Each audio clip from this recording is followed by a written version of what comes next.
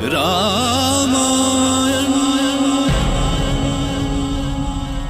मैं काल हूं। श्री राम के धनुष भंग करने और सीता का स्वयंवर सफल होने की खुशी में पूरा जनकपुर उत्सव मना रहा था। हर ओर ढोल, नक्कारे और तरह तरह के वाद्यों की ध्वनि गूंजने लगी थी। राम और सीता के इस मिलन की कल्पना से ही तीनों लोग आनंदित हो उठे। विवाह मंडप में भीड़ बढ़ती जा रही थी, पर शिव धनुष के खंडित होने की प्रचंड ध्वनि भृग कुल नंदन जमदागिनी पुत्र महर्षि परशुराम के कानों में पड़ी और वो व्यग्र हो उठे। किसने ललकारा है मुझे? किसका काल आ गया है जो उसने परशुराम को चुनौती दी है? गुरुदेव, आप अचानक अपने ध्यान से क्यों उठ गए? ये प्रचंड ध्वनि सुनी तुमने? ये मेरी शक्ति को चुनौती देती हुई ध्वनि? हाँ गुरुदेव, पर ये ध्वनि आपके लिए चुनौती कैसे हो सकती है? अरे, जिस प्रचंड ध्वनि से पूरा महेंद्र पर्वत डोल गया हो, उसका संबंध मुझसे ही है, केवल मुझसे।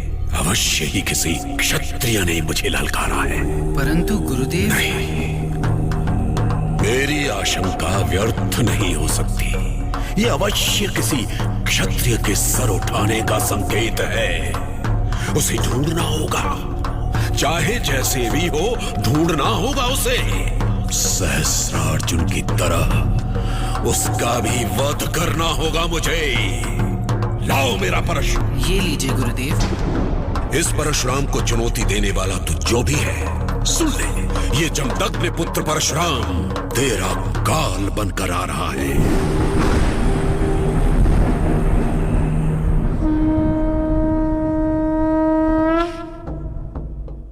राम और लक्ष्मण, धनुष यज्ञ पूर्ण हो चुका है, किंतु अब भी एक यज्ञ शेष है। कौन सा यज्ञ गुरुदेव? क्या कहीं और स्वयंवर का आयोजन होने वाला है?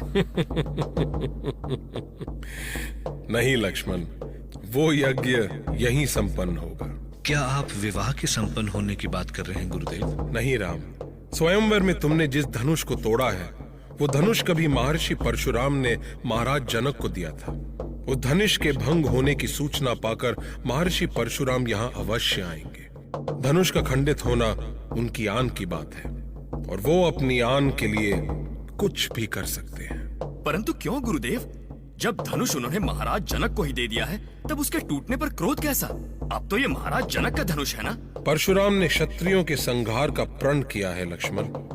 उनके लिए धनुष का भंग होना कोई बड़ी बात नहीं है, पर एक क्षत्रिय कुमार का उसे भंग करना जरूर एक चुनौती है। तो क्या वो हर क्षत्रिय को अपना शत्रु ही मानते हैं? उन्हें लगता है कि पृथ्वी लोक में राक्षसों और असुरों का अत्याचार इस कारण बढ़ा है क्योंकि क्षत्रिय दुष्टों के दमन का अपना धर्म भूल गए हैं।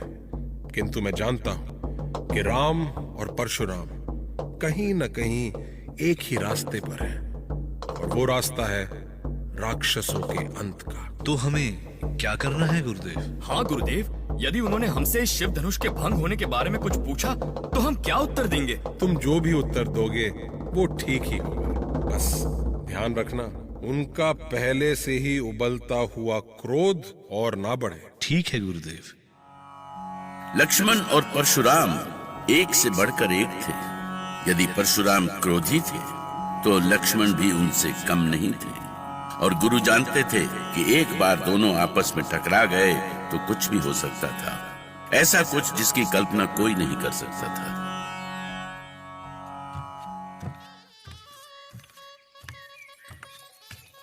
बेटी सीता, तुम यहाँ? क्या हुआ तुम्हें?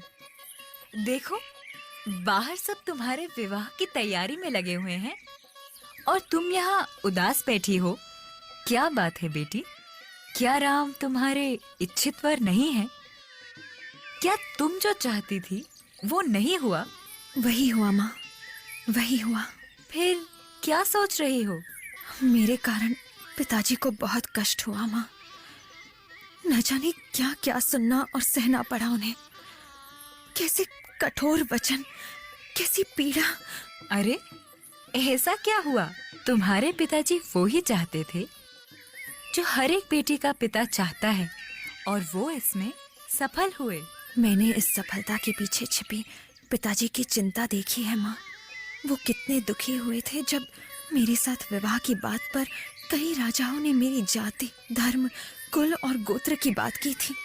भला पिताजी मेरा कुल गोत्र क्या बताते, जिसे वो यूं ही धरती से उठा लाए हो?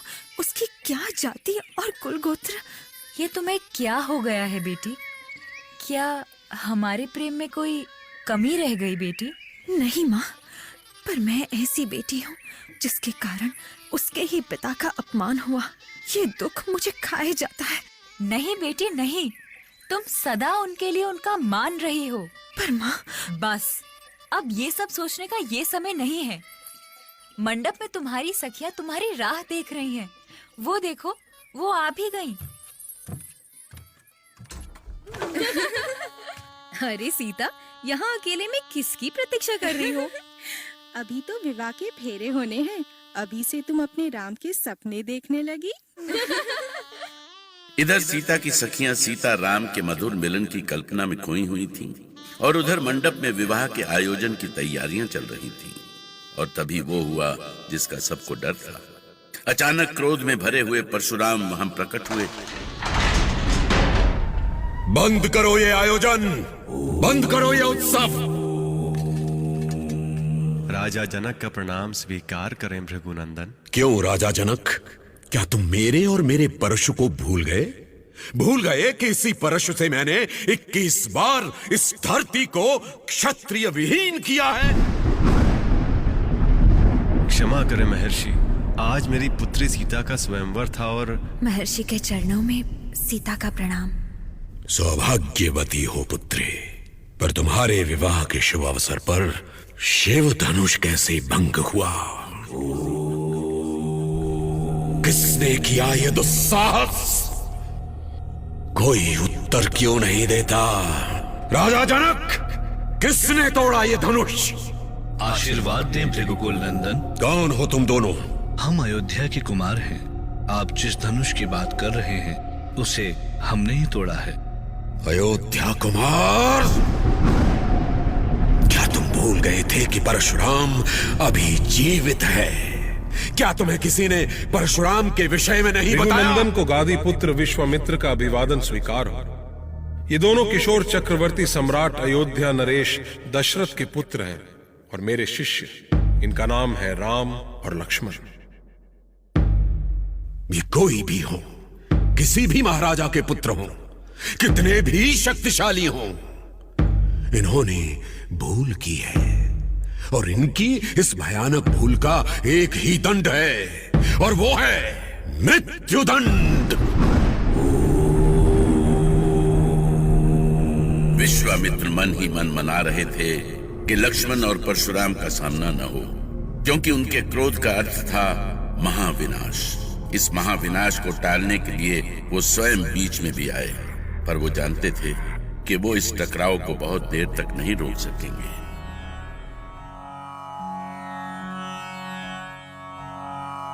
भगवान शिव के धनुष तोड़ने की सूचना से परशुराम का क्रोध सातवें आसमान पर था।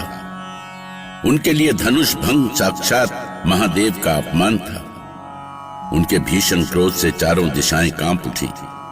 देवलोक में चिंता की लहर दौड़ गई।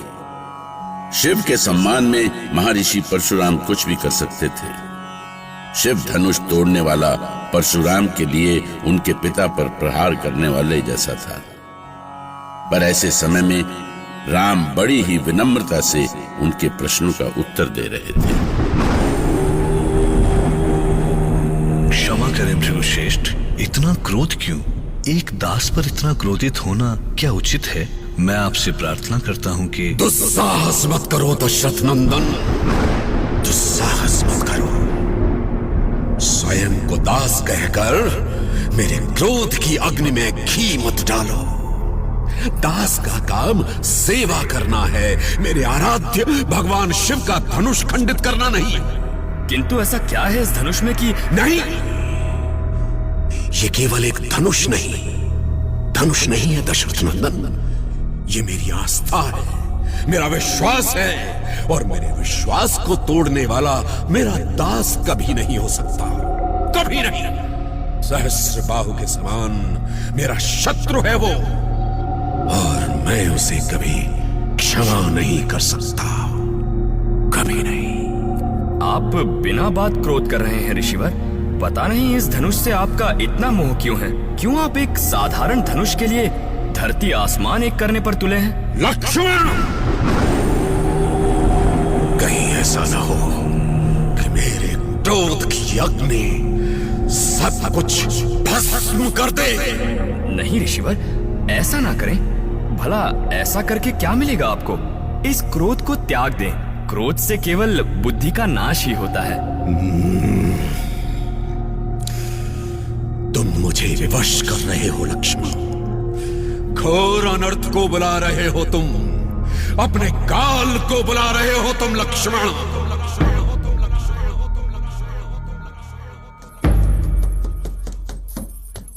अरे रे, क्या हुआ? तुम भाग क्यों रही हो? बहुत डर लग रहा है मुझे। पता नहीं ऋषिवर का क्रोध कैसे शांत होगा। यदि वो नहीं माने तो अनर्थ हो जाएगा, बहुत अनर्थ हो जाएगा। कहीं ऐसा ना हो कि रुक क्यों गई? बोलो ना, क्या हो जाएगा? सब कुछ भस्म कर देंगे वो, सब कुछ। क्या ये इतना आसान है? क्या तुम शिव धनुष तोड़ने वाले श्री राम को कम समझती हो? उनकी शक्ति को इतना कम मत आंको। समझ में नहीं आता कि ऐसे में वो भी क्या करेंगे सखी। जानती हो, वो तो ऐसे शांत है जैसे उन्होंने बोलना ही ना सीखा हो। उनके छोटे भैया तो है ना बोलने के लिए, फिर उनको क्या आवश्यकता है बोलने की? परशुराम से निपटने के लिए लक्ष्मण ही बहुत है। सच तो ये है ऋषिवर कि ये धनुष पुराना हो चुका था। भैया राम ने जैसे ही हाथ लगाया ये टूट गया। फिर इसमें भैया का क्या दोष? लक्ष्मण, लक्ष्मण, मुझे बहलाने का प्रयास मत करो। मैं कोई दूध पीता बालक नहीं हूँ। और ठीक से जान लो, तुम्हारी ये बातें तुम्हें मेरे परश के कोप से बचा नहीं सकेंगी।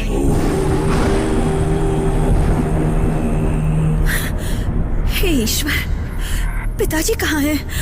कहाँ चले गए वो? वहाँ मंडप में भी नहीं है, तो फिर गए कहाँ? पर सीता, ऐसे में पिताजी क्या कर सकते हैं? महर्षि का क्रोध वो भी जानते हैं। कहीं ऐसा ना हो कि उनके क्रोध की ज्वाला महाराज पर ही पड़ जाए। मुझे बहुत डर लग रहा है, कहीं कोई अनहोनी ना हो जाए। एक के बाद एक ये कैसी अनहोनी हो रही है। क्या चाहते हैं ईश्वर? हमें किस पाप का दंड दे रहे हैं वो? सीता का भय अकारण नहीं था। वो ऋषि परशुराम का क्रोध जानती थी। वो जानती थी कि उनके फरसे की ज्वाला क्या कर सकती है। पर सखियों को राम की शक्ति पर भरोसा था और वो सीता को भी राम की शक्ति का भरोसा दिला रही थी। पर सीता का मन तो जैसे भय के हिंडोले में झूल रहा था। एक पल को उन्हें लगता कि राम उन्हें इस संकट से उबार लेंगे और अगले ही पल लगता कि परशुराम का क्रोध सबको भस्म कर देगा। क्या अपने स्वामी पर भरोसा नहीं है तुम्हें, जिनके छूने भर से महादेव का धनुष खंडित हो गया? उस परमवीर राम पर भरोसा नहीं है? भरोसा है सखी, पर अपने मन को कैसे समझाऊं? जिस महर्षि परशुराम ने सहस्त्र बाहु जैसे बलशाली का वध किया हो, वो इस घड़ी में शांत कैसे हो सकते हैं? कौन शांत कर सकेगा उन्हें? चिंता मत करो सीते। यदि श्री राम चुप है तो इसका ये अर्थ नहीं कि वो परशुराम को संभाल नहीं सकते। जानती हो ना, बरसने वाले बादल बिना बात के गर्जा नहीं करते। उनकी शक्ति ही उन्हें शांत रखती है। मैं समझ नहीं पा रहा मुनिवर कि आप बार बार मुझे अपनी एक कुल्हाड़ी दिखाकर क्या कहना चाहते हैं। एक बात आप ध्यान से सुन ले, हम कोई कमल के कोमल पुष्प नहीं हैं जो आप हमें पल भर में ही अपनी इस कुल्हाड़ी से काट डालेंगे। लक्ष्मण! क्रोध मुझे भी कम नहीं आता मुनिवर, किंतु आपको भृगुवंशी जानकर अपना क्रोध दबा रहा हूँ। क्योंकि रघुकुल में देवता, ब्राह्मण और गाय पर क्रोध नहीं किया जाता, क्योंकि इन्हें मारो तो पाप लगता है और इनसे हारो तो अपयश मिलता है। बस बस लक्ष्मण, बस। अब मैं स्वयं को रोक नहीं पा रहा हूं। अभी तक मैं तुम्हें एक बालक समझकर छोड़ रहा था, पर तुमने सारी सीमाएं तोड़ दी हैं। लो, अब अपने अंत के लिए तैयार हो जाओ।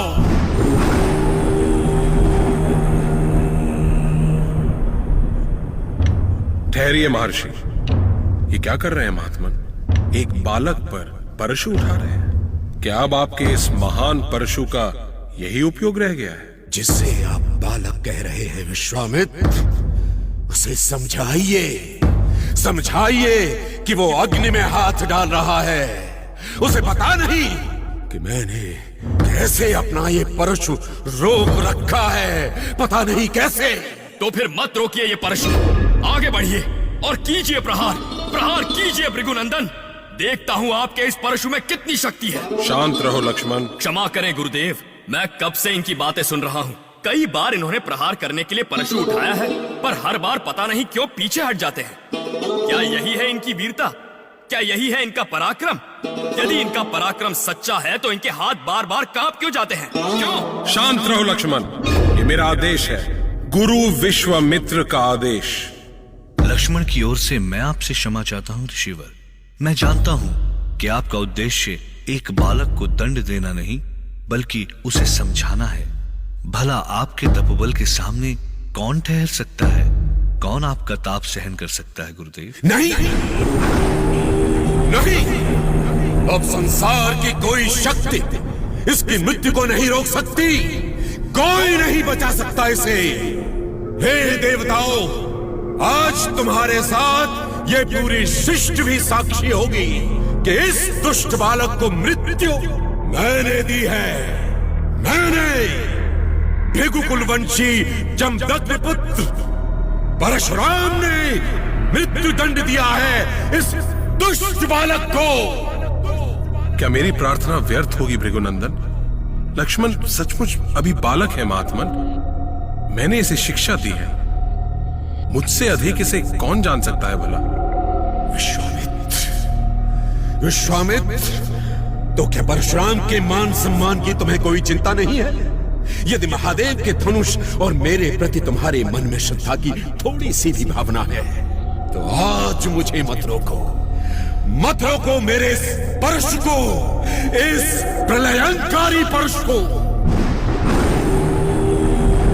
परशुराम के शब्दों ने विश्वामित्र को मौन कर दिया। वहां बस एक वो ही तो थे जो ऋषि के क्रोध को शांत कर सकते थे, और यदि वो भी मौन हो गए तो कौन बचाएगा इस प्रलय को? कौन बचाएगा लक्ष्मण को जमदाग्नि पुत्र परशुराम के भयानक क्रोध से? मैं काल हूं। महादेव शिव का धनुष टूटने के बाद कोई परशुराम के क्रोध को संभाल नहीं पा रहा था, स्वयं गुरु विश्वामित्र भी नहीं। पूरा जनकपुर घोर चिंता में डूबा हुआ था। देवगण भी उनका भयानक क्रोध देखकर कांप गए थे। उन्हें आशंका थी कि कहीं लक्ष्मण और परशुराम में युद्ध न हो जाए, और यदि ये युद्ध छिड़ गया तो जो प्रलय होती उसकी कल्पना भी नहीं की जा सकती थी। क्योंकि यदि परशुराम का तपोबल अपराजय था तो लक्ष्मण भी साक्षात शेषनाग के अवतार थे। ये महाराज जनक का राजमहल इस महायुद्ध की भयानक युद्ध भूमि बनने जा रहा था। राजा जनक इस युद्ध की भयानक कल्पना से कांप उठे। हे महादेव, अब आप ही महर्षि परशुराम को रोक सकते हैं, आप ही हमारी प्रतिष्ठा बचा सकते हैं। धनुष तो आपका ही दिया हुआ था देवादिदेव। फिर महर्षि परशुराम का क्रोध आपके सिवा और कौन शांत कर सकता है? उन्हें और कौन बता सकता है कि आपके उस धनुष के टूटने से ही ये शुभ घड़ी आ सकी है? कौन बता सकता है उन्हें? बोलिए भगवान, बोलिए, क्या आपको विदेह की कोई चिंता नहीं है? क्या मेरी पुत्री सीता आपका आशीर्वाद नहीं है? पिताजी, पिताजी, आप सीता, तुम यहाँ? मंडप छोड़कर तुम यहाँ क्यों आई पुत्री? महर्षि का क्रोध बढ़ता जा रहा है पिताजी, और अब तो अयोध्या कुमार लक्ष्मण भी क्रोधित हो गए हैं। क्या लक्ष्मण भी? हाँ पिताजी, पता नहीं क्या होने वाला है आज। भगवान शिव की कृपा से जो भी होगा शुभ ही होगा बेटी, शुभ ही होगा। कैसे पिताजी, कैसे? महर्षि ने तो अपना परशु भी उठा लिया है। मैंने भगवान शिव से प्रार्थना की है पुत्री, मेरी ये प्रार्थना व्यर्थ नहीं होगी। मुझे पूरा विश्वास है सीता, किस मंगल उत्सव में कोई बाधा नहीं आएगी। तुम विवाह मंडप में चलो। सामने से हट जाइए विश्वामित्र, सामने से हट जाइए। नहीं महर्षि नहीं, महादेव का धनुष मुझसे टूटा है दोषी मैं हूं, भूल मुझसे हुई है। जो भी दंड देना है आप मुझे दीजिए। सीता, ये क्या हुआ सीता? श्री राम क्या कह रहे हैं? यदि परशुराम ने उन पर परशु उठा लिया तो? नहीं, ऐसा नहीं होगा, कभी नहीं हो सकता। पर श्री राम ने स्वयं अपनी भूल स्वीकार की है। तो वो क्या करते? महर्षि ने छोटे कुमार पर परशु उठा लिया था। अपने छोटे भाई को बचाना उनका कर्तव्य था। हे महादेव, ऋषि को शांत कीजिए, उनका क्रोध हरिये देव। हे माँ गौरी, कृपा करो, आपने मुझे जो वर दिया है उसकी रक्षा भी आप ही कीजिए। मेरे शब्दों को सिर्फ शब्द ना समझे भृगुनंदन, मैं आपके किसी भी आदेश का पालन करने के लिए तैयार हूँ। ये तुम नहीं, तुम्हारा अहंकार बोल रहा है रघुनंदन। नहीं महर्षि, ये आपके लिए मेरी श्रद्धा है। आप मेरी परीक्षा ले सकते हैं। तो ठीक है राम, परीक्षा ही चाहते हो ना, तो परीक्षा ही होगी। बताइए, क्या परीक्षा देनी है मुझे? यदि सचमुच महादेव का धनुष तुम्हारे छूने भर से टूट गया है, तो तुम्हें श्री हरि विष्णु का धनुष तोड़ के दिखाना होगा राम। यदि आप चाहते हैं कि मैं श्री हरि विष्णु के धनुष को तोड़ूं, तो मैं आपके इस आदेश का पालन करूंगा। लाइए, लाइए वो धनुष। ये कैसा क्षण है ईश्वर? क्या अब प्रभु को भी परीक्षा देनी होगी, और वो भी स्वयं अपना धनुष तोड़कर? पर यदि परशुराम की ऐसी ही इच्छा है, तो क्या प्रभु सचमुच अपना ही धनुष तोड़ देंगे? स्वयं अपने धनुष का अपमान करेंगे वो? और तब परशुराम ने राम की ओर श्री हरि का धनुष बढ़ाया। पर ये क्या, ये कैसा चमत्कार है प्रभु? वो धनुष तो स्वयं श्री राम के हाथों में चला गया।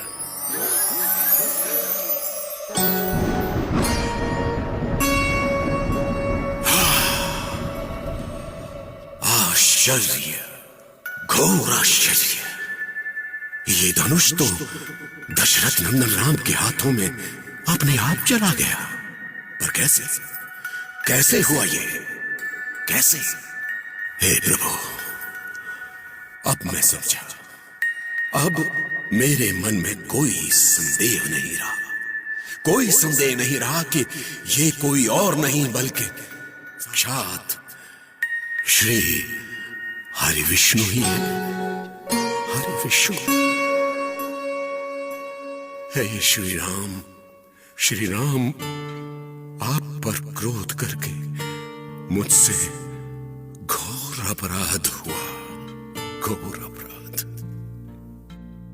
हे श्री हरि विष्णु के अवतार श्री राम, आपकी जय हो, जय जय जय।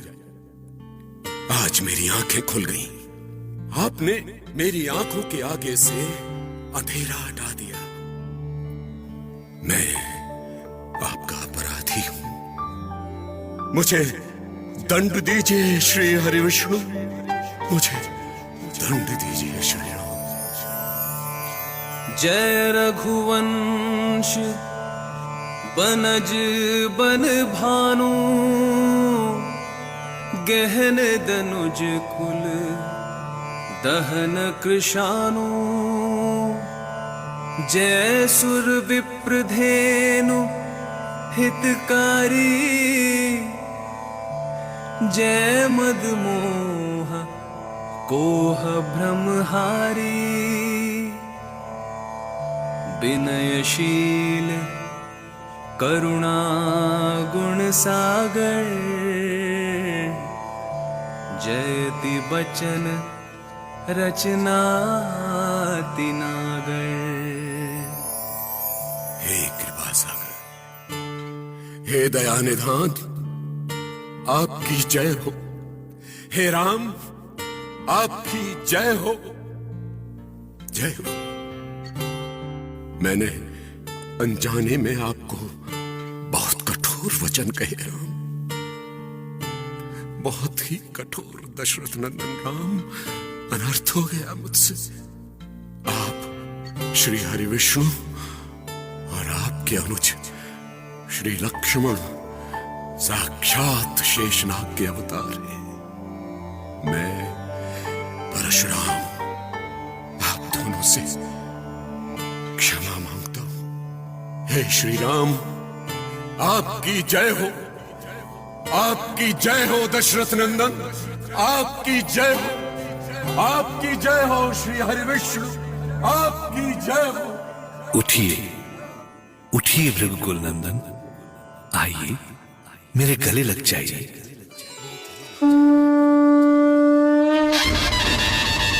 दशरथ नंदन श्री राम की,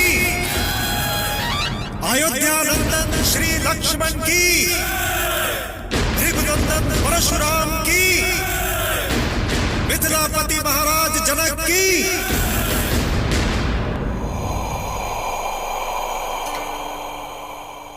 नारायण नारायण। महादेव, इतने संकट के बाद तो लगता है कि प्रभु श्री राम और देवी सीता का विवाह संपन्न ही हो जाएगा। देवर्षि, विवाह तो संपन्न होना ही था, किंतु भृगुनंदन परशुराम के कारण थोड़ा विलंब हो गया। हाँ महादेव, मुझे तो भय था कि कहीं भृगुनंदन परशुराम श्री राम से युद्ध ना कर बैठे। सत्य तो ये है देवर्षि कि परशुराम के मन मस्तिष्क में महादेव का भक्त होने का अहंकार समा गया था और उनके इस अहंकार को श्री हरि ने अपना परिचय देकर नष्ट किया। और जहां तक भक्ति की बात है, तो यदि परशुराम मेरे भक्त हैं, तो श्री हरि भी मेरे आराध्य हैं। नारायण नारायण। भक्त और आराध्य की ये कैसी अनोखी लीला है प्रभु, मैं तो इस रहस्य को समझ ही नहीं पाया था। अब तो समझ गए ना देवर्षि? नहीं प्रभु, अभी कहाँ। ये रहस्य तो समझते समझते ही समझ आएगा। तो ठीक है, उस समय की प्रतीक्षा कीजिए जब आप सारे रहस्य समझ जाएंगे। वो तो ठीक है महादेव, पर अभी तो मुझे ये समझाइए कि अब आगे क्या होगा। भृगुकुल नंदन परशुराम को ज्ञान प्राप्त हो गया है।